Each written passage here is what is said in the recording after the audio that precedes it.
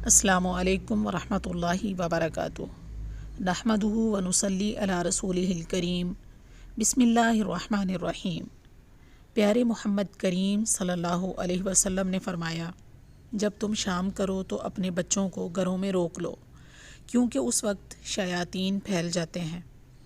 جب کچھ رات گزر جائے تو بچوں کو چھوڑ دو اور اللہ کا نام لے کر دروازے بند کر دو، کیونکہ شیطان بند دروازے نہیں کھولتا۔ اللہ کا نام لے کر مشکیزوں کے منہ باندھ دو اور بسم اللہ پڑھ کر اپنے برتن ڈھانک دو، اگرچہ چوڑائی میں ہی کوئی چیز ان کے اوپر پھیلا دو اور اپنے چراغ گل کر دو۔ بخاری شریف، حدیث نمبر 5623۔ پیارے ناظرین، شام کا وقت شیطانوں کے پھیلنے کا وقت ہے۔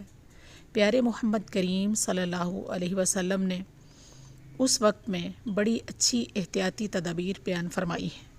نمبر 1، اس وقت بچوں کو گھروں میں بند رکھنا تاکہ آوارہ اور بکھرے ہوئے شیاطین ان کو اپنے جھانسے میں نہ لے لیں۔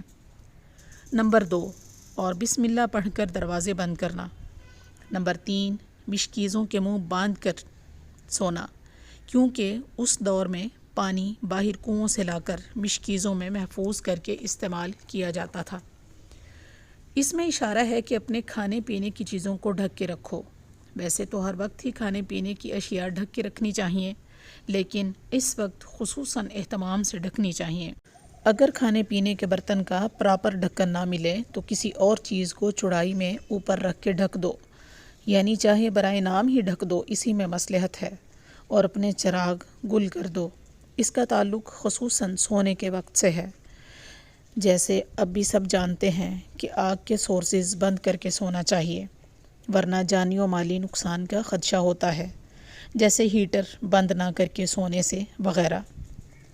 اللہ ہمیں تمام فرامین نبوی کو فالو کرنے کی توفیق دے، آمین۔